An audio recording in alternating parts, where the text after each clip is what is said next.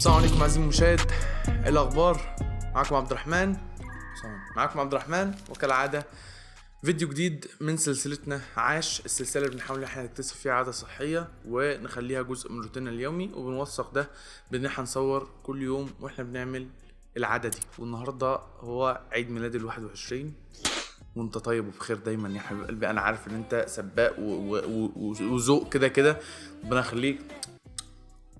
طقم جديد بمناسبة عيد ميلادي، الهدية من نبع الحنان، شكرا لك يا أمي. بس لوجو برشلونة كالعادة، الحب الأبدي والعشق الأول والأخير موجود هنا. وبس أنا ما عنديش فكرة بصراحة ده طقم إيه، يعني ما اعرفش ده الطقم الرسمي بتاع الموسم ده ولا ده يعني حاجة الفانز عاملاها والراجل طبعها ولا إيه، مش عارف بصراحة، ما عنديش فكرة. بس هو عجبني بصراحة، شكله حلو وتغيير نكسر بيه اللون، بدل الفواتح الكتير دي نلبس أسود. أي نعم فكرة الأسود هنا مش أحسن حاجة، بس خلاص جبناها. الساعة دلوقتي 4 العصر. صحيت بدري بس كسلت شويه وقلت بلاش ننزل الظهر، بلاش حر الظهر عشان الجو بقى يعني متعب شويه، فنجرب حر العصر المره دي من باب التغيير. مش هقول لك ان هو جو رايق، يعني انا للاسف كنت متعود على الشمس هنا، بس فاهم نقطع كل شويه تروح وتيجي، التعود ده بيروح. بس كده عايزين مشاهد من غير كلام كتير، يلا بينا. وشكلنا كده خلصنا تمارين الجسم كله وهنبدا من اول جديد. فانا لو بايدي ان انا ابدا من جديد هنبدا بالرجل بصراحه، عشان انا ايه يعني، هي متعبه في المشي، ما بتعرفش تمشي بعدها ولا بتعرف تركع، وحاجه صعبه، ولا بتعرف تنام كمان. ولكن كاوزان بتبقى حلوه، يعني بتحس ان انت شايل اوزان كده. بس فمن غير كلام كتير عايزين المشاهد، طولت عليك، يلا بينا نروح الجيم. ليتس جو.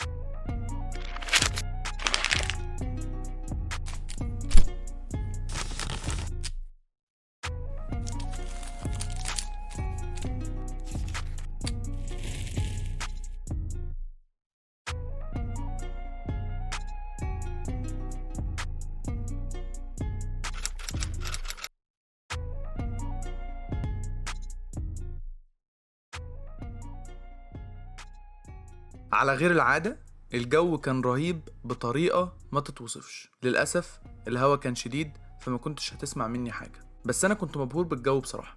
وأخيرا لقيت النخل اللي بعدي عليه كل يوم بيتحرك كده، وحاجة تفتح النفس. مفيش شمس والجو مغيم ونسمة هوا جميلة، والسعادة زادت لما شفت العلم بيرفرف من الهوا أخيرا، لأن الجو ده أنا مش متعود عليه، فكان لازم أوثق اللحظة دي.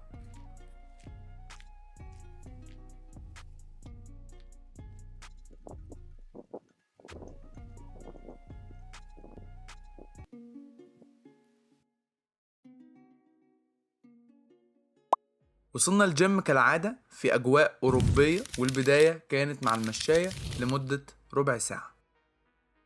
لقيت الدنيا زحمة وأجهزة الرجل فاضية، قلت مش مشكلة ويلا نمشي على الخطة اللي قلنا عليها.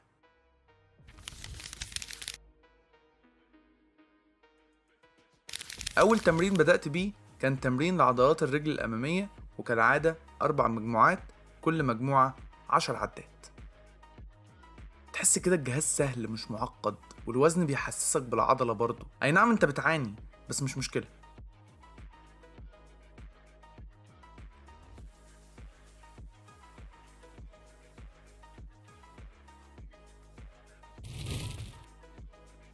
بعد كده نيجي للجهاز الغريب اللي انا مش عارف لحد دلوقتي هو ليه كده وعامل كده ليه، بس تمام. زي ما مرنا عضلات الرجل الاماميه، جه الدور على العضلات الخلفيه.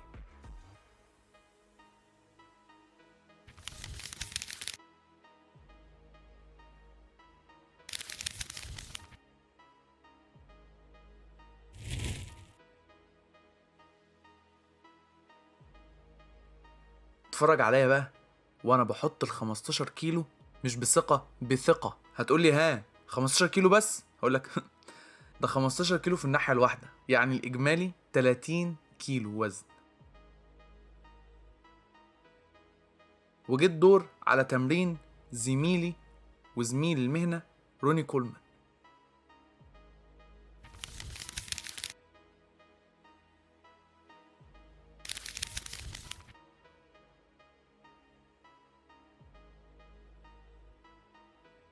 زودت 5 كيلو على كل ناحية في تاني مجموعة، وكررت الموضوع في تالت مجموعة عشان نوصل بعد كده في آخر مجموعة ل25 كيلو عادي يعني. خلاص بقينا مخضرمين في الجيم. أظن من المكان عرفت احنا هنعمل ايه. تمرينة رجل والدمبلز موجودة في الكادر، يبقى رسميا وصلنا للتمرين الأصعب. وبص يعني أنا في عداء دائم مع التمرين ده. ملامح التردد على وشي، بس ما تقلقش، ده خوف مش تردد. وبدأنا 4 مجموعات لكل رجل.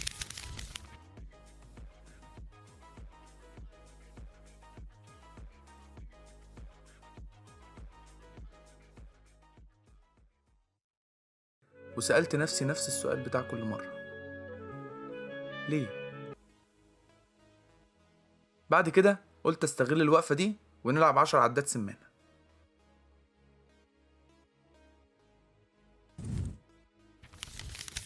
وأخيرا نرجع للمشاية تاني ربع ساعة برضو، وكده نبقى خلصنا.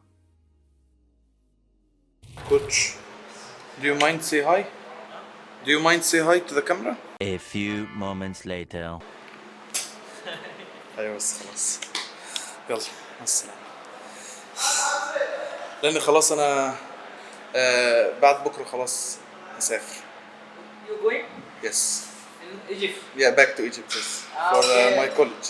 See you soon in China. Yes. الجو لسه حلو، فممكن ناخد لنا كام شطاية كمان كده واحنا فطرنا البيت. يلا بينا. طيب ثابت ها؟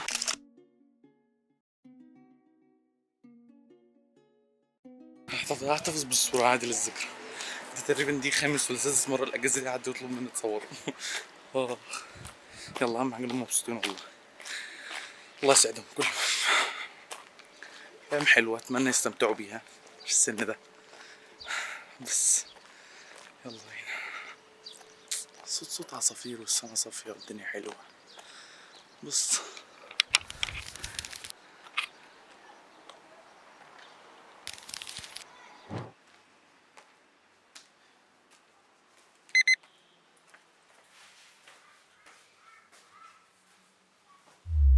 إذا عزيزي المشاهد، عدنا من جديد أو لسه عائدين حالا بالظبط يعني. فبس الحمد لله يعني كان يوم جميل كجو، كان يوم كويس. كتمرين الدنيا كانت ماشية سهلة الحمد لله. كان في زحمة سنة، بس أجهزة رجل يعني أجهزة رجل نادرا ما بلاقي عليها حد في اليوم اللي أنا بلعب فيه رجل يعني، أو اللي أنا قررت إن أنا ألعب فيه رجل. هو بدل البايسبس يعني عادي، مش فارقة، بتمرن دراع بكره يعني عادي. حبيت بس ان انا يعني اظهر الكابتن او الكوتش بتاع الجيم، لانه كان شخص لذيذ، كان شخص جميل يستاهل ان هو يعني يظهر في جزء من الفيديو. دي حاجه بسيطه جدا، ابسط حاجه اقدر اقدمها لشخص لطيف زي ده. شخص ابتسامه على طول على وشه، بيساعدني على قد ما يقدر. لما بساله على اي حاجه ما بيزهقش مني. ممكن ما اشوفوش تاني منه ان هو في شيفت بعد العصر يعني. وانا الايام اللي جايه ان شاء الله هحاول ان انا اروح بدري. وبخصوص المروح بدري، انا قابلت صالح صديقي كابتن صالح. اداني نظره وضيعه لما جيت اسلم عليه، لان انا رحت متاخر، قلت له انا صحيت متاخر وكده. قال لي مفيش حد بيصحى في المواعيد دي، وبص لي نظره وضيعه تاني من فوق لتحت كده. فالنظره دي هحتفظ بيها وهفتكرها دايما، عشان وانا بطفي المنبه الصبح بدري افتكرها وانزل الجيم بدري. لان انا بصراحه كنت بتنطط عليه لما كنت بشوفه يعني، وخرجنا كذا مره وكده كنت بتنطط عليه ان انا بروح بدري وقبله بقول له الجيم الصبح فاضي وبتاع. فمن حقه بصراحه، ما اقدرش اقول حاجه. تحياتي ليك يا صالح تاني. وختاما كان معاكم كالعاده عبد الرحمن بطقم برشلونه الجديد اللي انا مش عارف ده بتاع ايه. وبس كده، سلام، مع السلامه عزيزي المشاهد.